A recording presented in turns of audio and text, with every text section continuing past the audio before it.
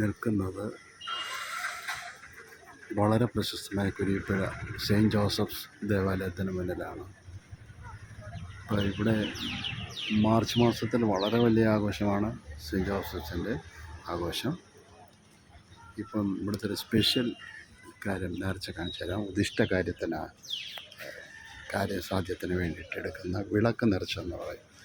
ബുധനാഴ്ചയിൽ കൂടുതലാണ്. അപ്പോൾ ഇതാണ്ട് അവിടെ ഒരു കൗണ്ടറുണ്ട്. അവിടെ പോയിട്ട് ആവശ്യമുള്ളൊരു വിളക്ക് വാങ്ങി വരുന്നു.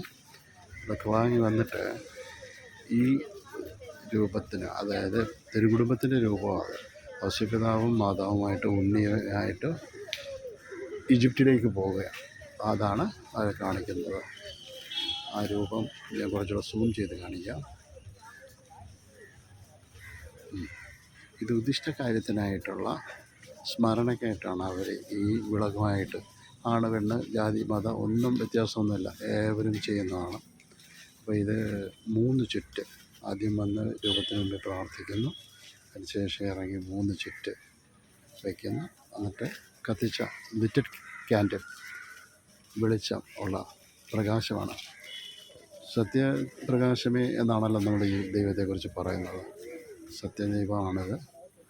ഏവരും ഉദിഷ്ടകാര്യത്തിനായിട്ട് നേർച്ച കാഴ്ചകൾക്ക് കിട്ടിയതിനായി കൊടുക്കുന്ന നേർച്ചയാണ്. ഒന്നുകൂടെ കാണിക്കാം.